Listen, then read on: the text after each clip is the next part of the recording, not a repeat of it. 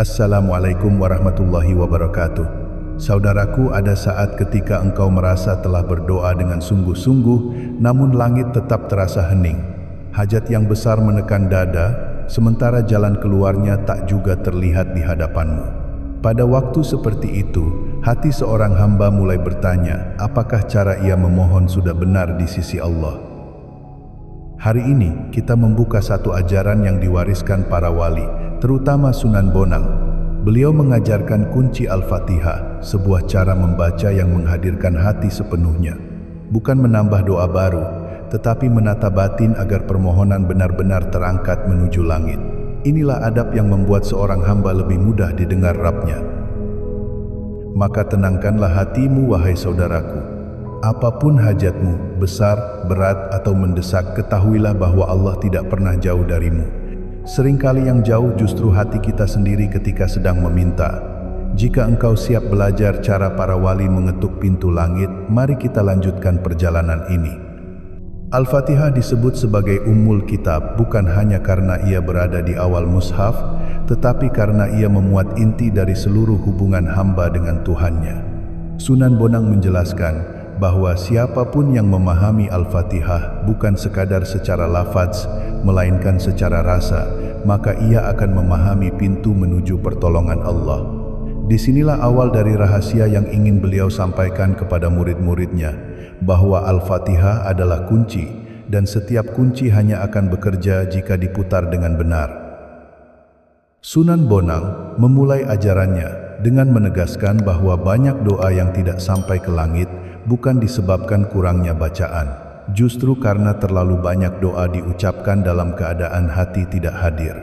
Menurut beliau, doa tanpa kehadiran hati ibarat mengetuk pintu sambil berpaling. Suara terdengar, tetapi pemilik rumah tidak melihat siapa yang mengetuk. Maka langkah pertama yang beliau tekankan adalah menghadirkan hati sebelum membaca Al-Fatihah sebagai pembuka hajat. Beliau mengajarkan bahwa Al-Fatihah tidak boleh dibaca seperti bacaan rutinitas harian. Setiap ayat memiliki makna yang perlu dirasakan, bukan sekadar dihafal. Saat seorang hamba membaca Alhamdulillahi Rabbil Alamin, ia seharusnya merasakan syukur, pengakuan, sekaligus kehinaan dirinya di hadapan Pencipta semesta. Ketika ia membaca Iyyaka na'budu wa iyyaka nasta'in, seharusnya hadir rasa berserah total, bahwa tidak ada daya apapun kecuali dengan pertolongan Allah. Sunan Bonang berkata bahwa selama hati tidak ikut dalam bacaan Al-Fatihah, maka Al-Fatihah hanya menjadi rangkaian huruf. Namun ketika hati hadir, setiap ayat menjadi cahaya yang membuka ruang batin seorang hamba. Inilah yang beliau maksud dengan membaca Al-Fatihah dengan kunci, yaitu membaca bukan dengan suara semata, tetapi dengan kesadaran bahwa kita sedang berbicara kepada Allah secara langsung. Dari sinilah awal sebuah hajat besar menemukan jalannya. Dan di antara inti ajaran Sunan Bonang adalah bahwa Al-Fatihah memiliki sifat syifa, yaitu penawar. Namun penawar itu bekerja hanya jika hati seorang hamba bersih dari kesombongan ketika memohon. Sebab menurut beliau, kesombongan hati adalah penghalang paling kuat yang membuat doa seolah terhenti di bawah langit. Maka sebelum meminta apapun, seorang hamba harus meruntuhkan rasa memiliki dan menggantinya dengan ketundukan penuh, agar Al-Fatihah benar-benar menjadi pembuka yang kuat. Sunan Bonang juga menekankan bahwa Al-Fatihah memiliki kekuatan pembuka ketika dibaca dalam keadaan hati yang benar-benar pasrah. Pasrah yang dimaksud bukan menyerah tanpa usaha, tetapi mengakui bahwa tidak ada yang mampu menggerakkan takdir kecuali Allah. Ketika seorang hamba membaca Al-Fatihah sambil membawa keyakinan ini, maka setiap ayat akan menjadi permohonan yang tidak hanya keluar dari mulut, tetapi dari kedalaman jiwanya. Beliau mengajarkan bahwa membaca Al-Fatihah sebagai kunci berarti menata ulang hubungan seorang hamba dengan Tuhannya. Artinya, sebelum memohon sesuatu yang besar, seorang hamba seharusnya memperbaiki adab batinnya terlebih dahulu. Apapun hajat yang dibawa, rezeki, jodoh, kesembuhan, atau beban batin, akan menemukan jalannya ketika hati berada di posisi yang benar. Inilah yang membuat amalan ini dikenal mampu menembus hajat sebesar apapun. Menurut Sunan Bonang, seseorang yang memohon tanpa memahami keagungan Allah ibarat meminta cahaya dengan lampu yang padam. Ia meminta, tetapi tidak menyalakan ruang hatinya terlebih dahulu. Maka beliau mengajarkan agar Al-Fatihah dibaca dengan rasa takut, harap, dan hormat sekaligus. Karena rasa itulah yang membuat bacaan seorang hamba menjadi doa yang hidup, bukan doa yang kering. Dan ketika seorang hamba akhirnya mampu membaca Al-Fatihah dengan hati yang sepenuhnya hadir, Sunan Bonang menyebut hal itu sebagai miftahur rahmah, pembuka rahmat. Di titik itu, doa bukan lagi sekadar permintaan, melainkan perjumpaan antara hamba dan Rabb-Nya. Dari sinilah hajat besar yang sebelumnya terasa mustahil, mulai mendapatkan jalan yang tidak pernah terbayangkan sebelumnya. Karena Allah membuka pintu yang tidak mampu dibuka oleh daya manusia. Sunan Bonang mengajarkan bahwa sebelum seseorang membaca Al-Fatihah sebagai kunci hajat, ia harus terlebih dahulu memurnikan tujuan batinnya. Beliau menegaskan bahwa niat adalah ruh dari setiap amalan. Jika niatnya bercampur dengan pamrih dunia yang berlebihan, maka cahaya Al-Fatihah tidak akan menyelinap masuk ke dalam dada. Oleh karena itu, beliau selalu meminta murid-muridnya untuk mengucapkan dalam hati, "Ya Allah, Engkaulah tujuan akhir dari hajatku." Dengan niat yang jernih, bacaan Al-Fatihah menjadi lebih mudah diterima. Langkah kedua yang beliau ajarkan adalah menghadirkan perasaan bergantung sepenuhnya kepada Allah. Banyak manusia merasa meminta kepada Allah, tetapi hatinya tetap bersandar pada makhluk. Sunan Bonang mengingatkan bahwa doa yang menggantung pada selain Allah hanyalah bayangan yang tidak memiliki kekuatan. Maka saat membaca Al-Fatihah, seorang hamba harus menanggalkan segala harapan selain kepada Rabb-Nya. Dengan begitu, setiap ayat menjadi pernyataan ketundukan yang tulus. Beliau juga menjelaskan bahwa membaca Al-Fatihah dengan cara yang benar berarti membawa setiap ayat ke dalam rasa. Bukan hanya memahami makna secara bahasa, tetapi meresapkan makna itu hingga menembus hati. Ketika membaca Maliki Yaumiddin, seorang hamba harus benar-benar merasakan bahwa Allah lah pemilik segala keputusan. Ketika membaca Ihdinas Shiratal Mustaqim, ia harus merasa bahwa hidupnya sepenuhnya bergantung pada petunjuk Allah. Dalam kondisi inilah Al-Fatihah berubah menjadi doa yang bernyawa. Sunan Bonang juga memberikan nasihat penting bahwa setelah membaca Al-Fatihah, hendaknya seseorang tidak langsung mengucapkan hajatnya. Beliau meminta murid-muridnya untuk hening sejenak, meresapi bacaan yang baru saja keluar dari hati. Hening itu adalah ruang di mana Allah membuka jalan, sementara hati sedang berada dalam keadaan paling jujur. Dalam keheningan itulah ruhani seorang hamba mulai merasakan kedekatan dengan Allah yang tidak bisa digambarkan dengan kata-kata. Barulah setelah hening itu tercapai, Sunan Bonang mengajarkan untuk menyampaikan hajat secara sederhana. Tidak perlu panjang, tidak perlu rumit. Cukup dengan kalimat jujur dari hati seperti, "Ya Allah, Engkau tahu apa yang aku butuhkan. Mohon mudahkanlah urusanku dengan rahmat-Mu." Kesederhanaan itulah yang membuat hajat seorang hamba lebih mudah diterima. Sebab Allah lebih mencintai kejujuran dalam doa daripada panjangnya ucapan tanpa keikhlasan.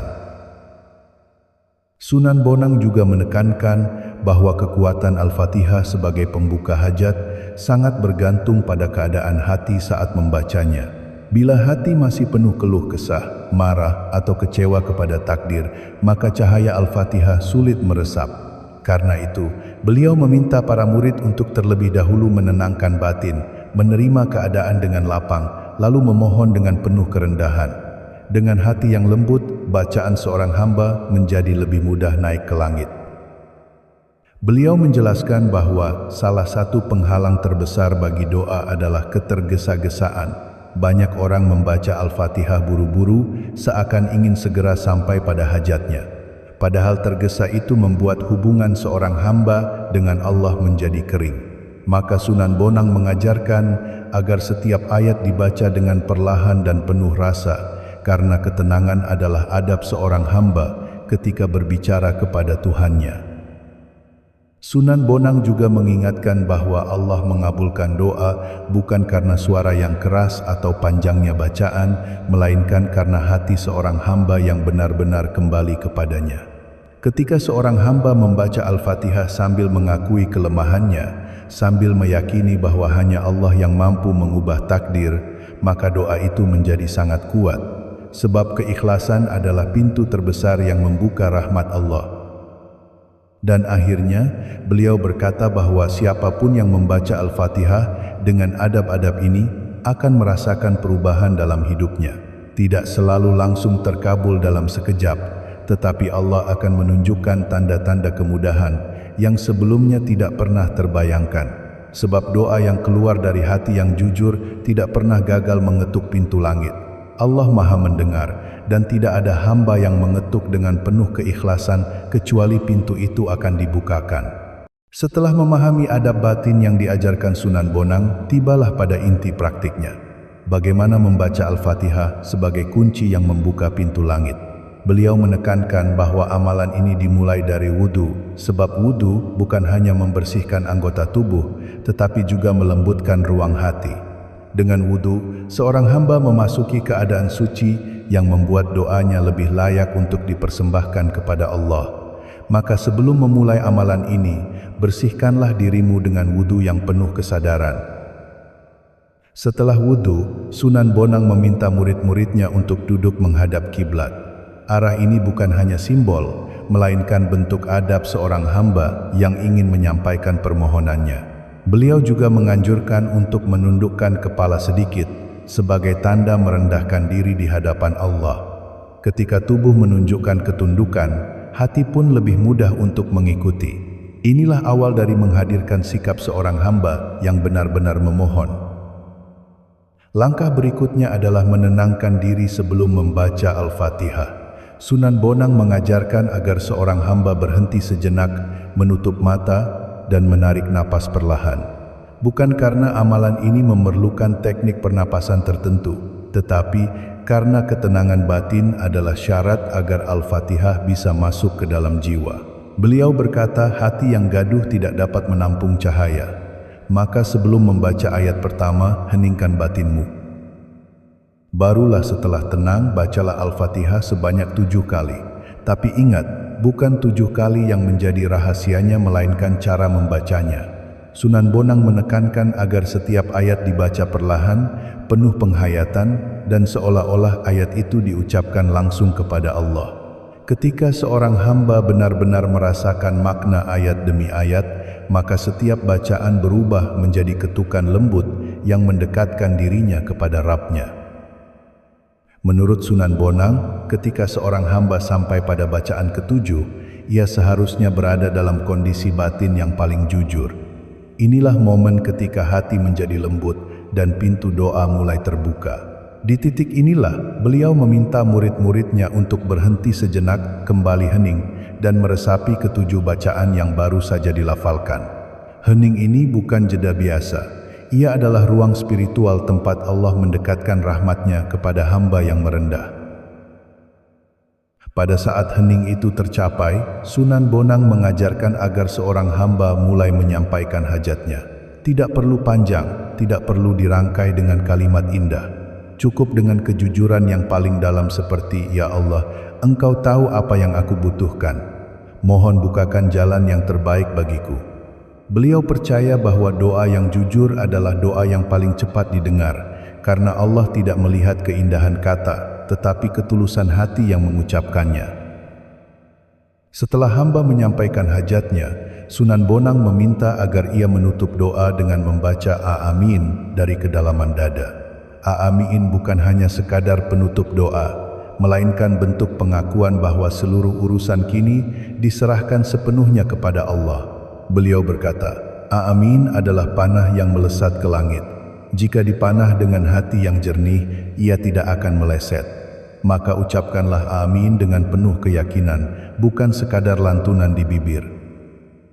Sunan Bonang juga menekankan pentingnya tidak terburu-buru bangkit setelah berdoa. Beliau meminta murid-muridnya tetap duduk beberapa saat, membiarkan hatinya tetap dalam keadaan lembut.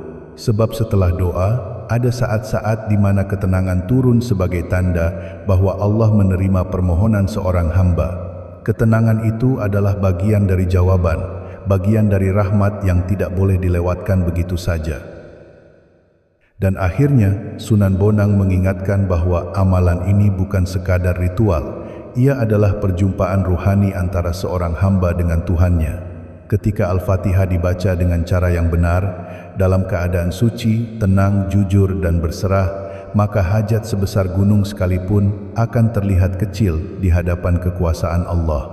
Sebab bukan bacaan kita yang mengabulkan, tetapi Allah yang membuka jalan ketika hati benar-benar kembali kepadanya.